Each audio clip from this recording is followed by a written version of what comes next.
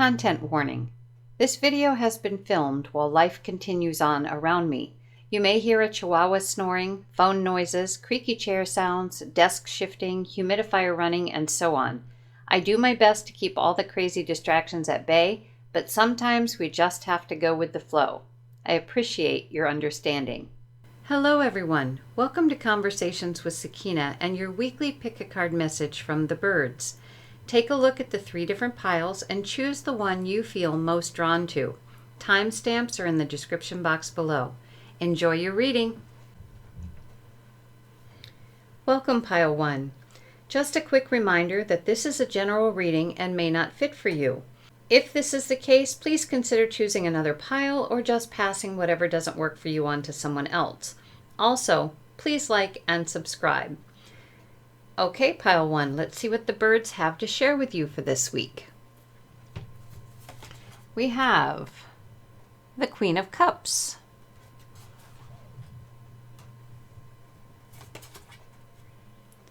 the 5 of Pentacles, and the 9 of Cups.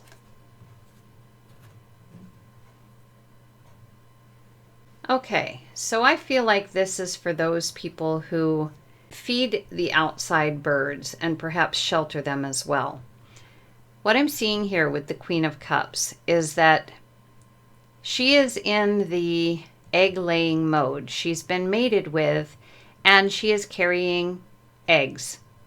And perhaps she has already laid her eggs and is now on the nest, using this chair as her throne, so to speak. This means that instinctively she knew that it was time to do so. However, she's also saying here that Mother Nature just didn't quite go as planned. In other words, Mother Nature threw kind of a bump in the road, and it suddenly became very cold again, and it snowed.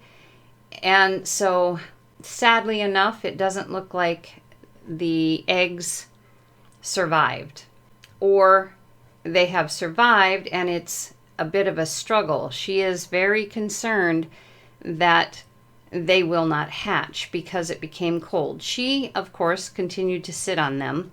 However, maybe it was just that cold.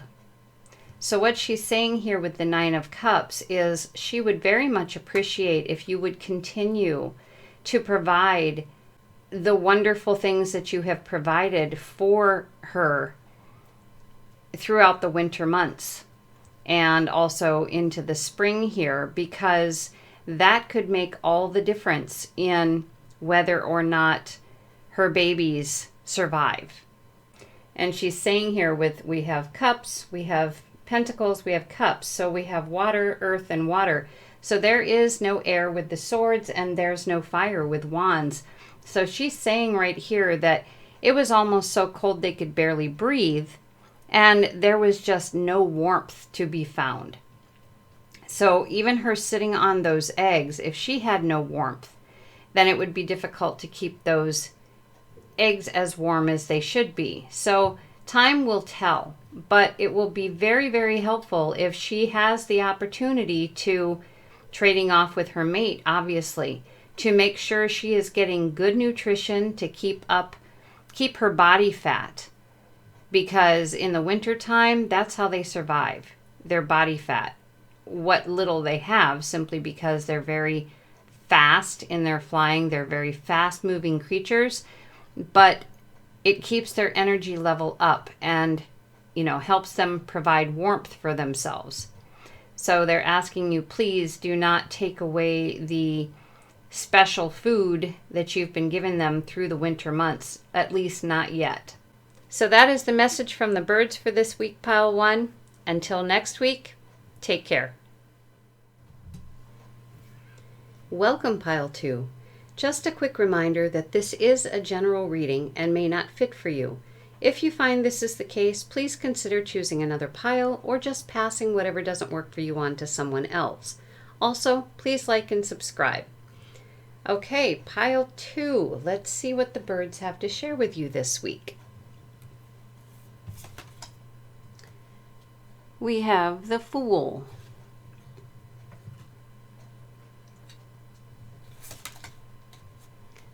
We have the Nine of Wands.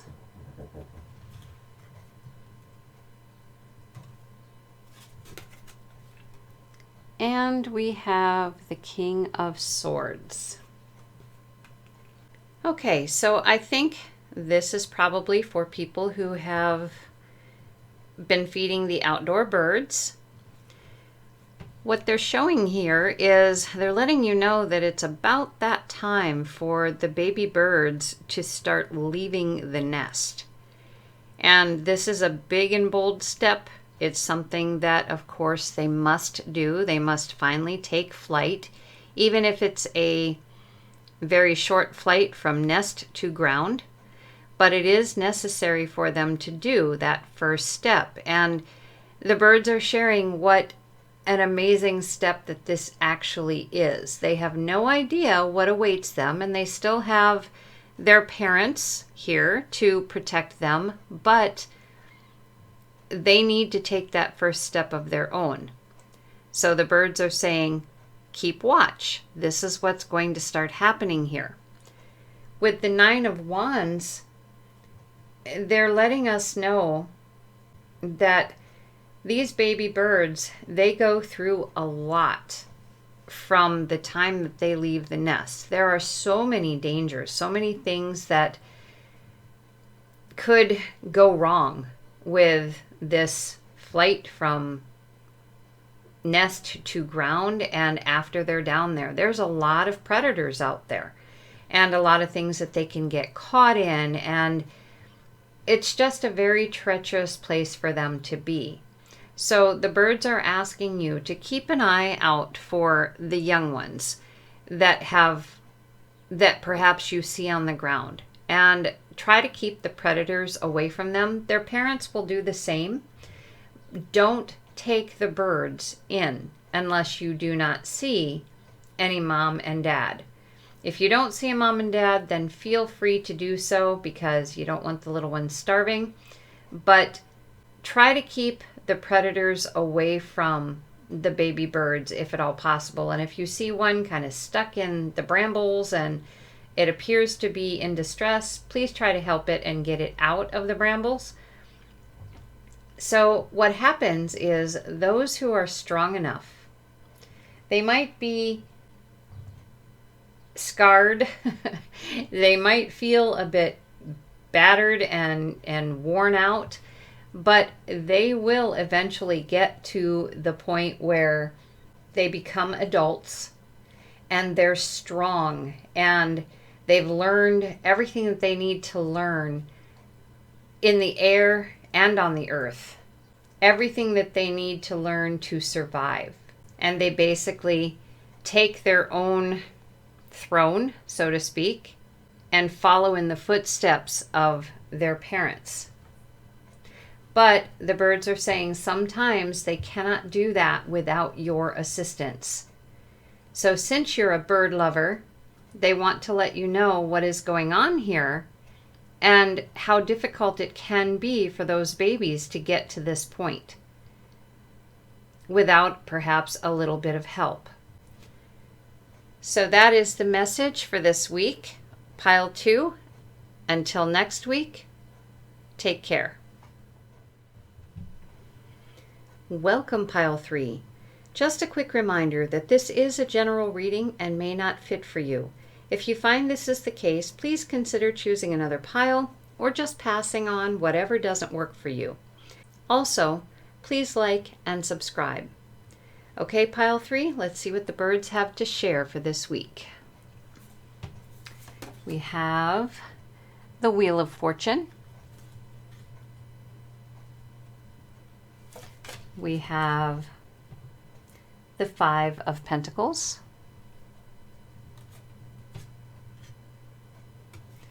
And we have the Page of Swords.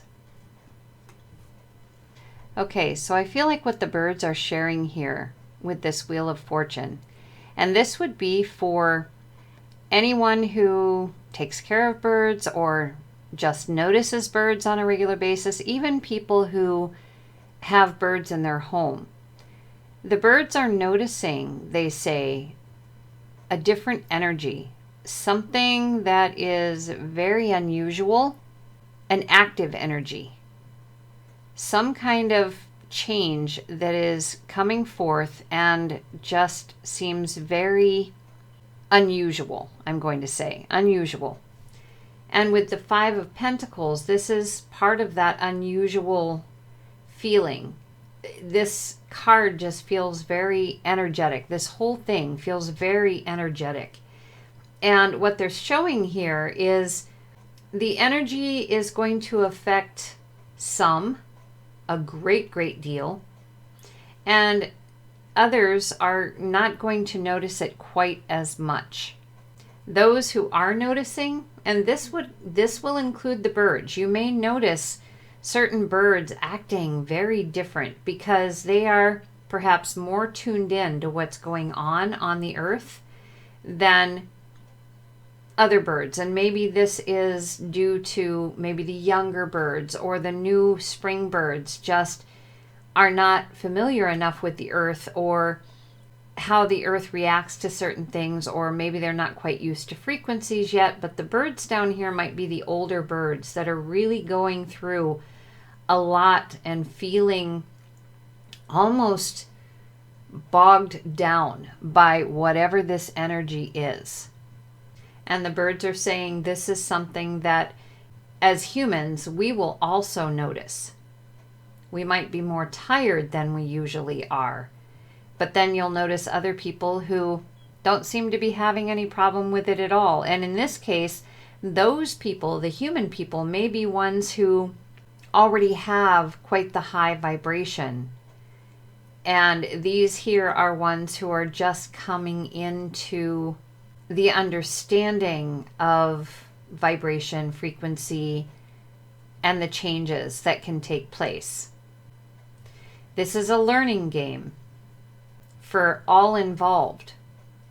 This energy is going to come, and the birds are trying to share the knowledge with you, because it can either be something that you're prepared for, or it can be something that takes you by surprise and really bogs you down because you were not ready and did not understand that this was happening. Something is happening with the Earth's energy, and it is going to affect all living creatures. Now, is this for this week specifically? Well, it is this week's reading, but don't have that written in stone. Remember, the sword and the stone. This may be a week off. It may be 2 weeks off. There really is no way to tell for certain. So also here, this bird, crow, is carrying this sword through an energy storm. And he knows that it's worth the effort simply because he knows that there's something really good on the other side of this. If he can just do this, if he can carry this sword through this energy storm, he can do pretty much anything. And he can get the message to you, get the message where it needs to go, help you understand what is coming, and to have you communicate it with others, and to have his communication with you clear and precise, or as precise as it can possibly be. So here he's just saying, prepare for this energy change and what it's going to feel like physically. Prepare others as well. And it doesn't have to be an emotional time. Just try to leave emotion out of it and get through it using logic and reason, because emotion will not help. If you get afraid, it's not going to help the situation. If you cry, it's not going to help the situation. So I'm getting that because the Wheel of Fortune is fire. Of course, we have earth and we have air, but we do not have water. So the birds are saying, keep the emotion and the tears and that kind of thing out of it. If you feel like you need to cry, by all means, release it. But then let it go. Just let it go. And remember, birds are very rarely afraid. At least if they are, it is something they never show, something we will never notice, except for if we come out to the bird feeder, the birds will fly away. Are they terrified of us? Probably not.